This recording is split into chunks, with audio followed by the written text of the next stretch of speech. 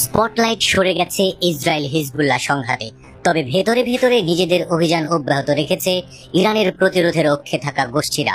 হুতি যোদ্ধারা নতুন হামলা শুরু করেছে, ইসরায়েলকে কাবু করতে নিয়ে এসেছে নতুন অস্ত্র।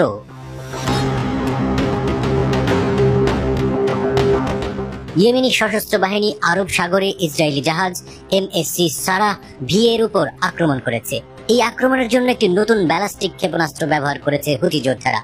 হুতি দাবি করেছে ক্ষেপণাস্ত্রটি পুরোপুরি কাজ করেছে এবং সরাসরি জাহাজে আঘাত হেনেছে। হুতির সামরিক মুখপাত্র ইয়াহিয়া সারি বলেন, নতুন এই ক্ষেপণাস্ত্র দূর থেকে নিখুঁতভাবে লক্ষ্যবস্তুতে আঘাত হানতে পারে এবং এই অপারেশন তা প্রমাণ করেছে।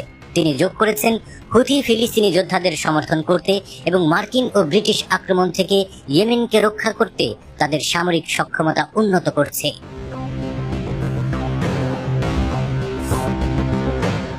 হুতির এই বিবৃতিতে কোনো প্রতিক্রিয়া জানায়নি ইসরায়েল।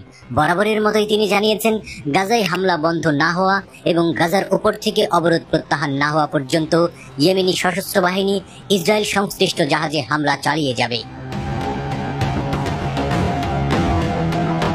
এর আগে আরো দুটি জাহাজে হামলা চালায় ইয়েমেনি নৌবাহিনী। তারা লোহিত সাগরে ট্রান্সওয়ার্ল্ড নেভিগেটর জাহাজটিকে একটি মানুষবিহীন সারফেস ভেহিকেল ব্যবহার করে টার্গেট করেছিল।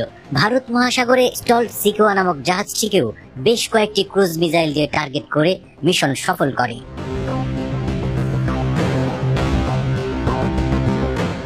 একটি টেলিভিশন বিবৃতিতে সারি উল্লেখ করেছেন, এই অপারেশনগুলো সফল হয়েছে। তিনি দাবি করেন, জাহাজগুলোর মালিক কোম্পানিগুলোকে সতর্ক করা সত্ত্বেও অধিকৃত ফিলিস্তিনের বন্দরে প্রবেশ করে নিষেধাজ্ঞা লঙ্ঘন করেছে, টার্গেট হয়েছে তারা। সারি তাদের প্রতিরোধের ভূমিকা বাড়ানোর জন্য ইয়েমেনের সামরিক সক্ষমতার ক্রমাগত বিকাশের উপর জোর দিয়েছেন। ফিলিস্তিনি স্বাধীনতাকামী গোষ্ঠী হামাসকে সমর্থন জানিয়ে গত নভেম্বর থেকে লোহিত সাগরে চলাচলরত ইসরায়েল সংশ্লিষ্ট জাহাজে হামলা চালিয়ে আসছে ইরান সমর্থিত হুতি বাহিনী। তাদের হামলায় এখনো পর্যন্ত বেশ কয়েকটি জাহাজ ক্ষতিগ্রস্ত হয়েছে এবং লোহিত সাগরে জাহাজ চলাচল কমে গেছে। এতে প্রভাব পড়েছে আন্তর্জাতিক বাণিজ্যে।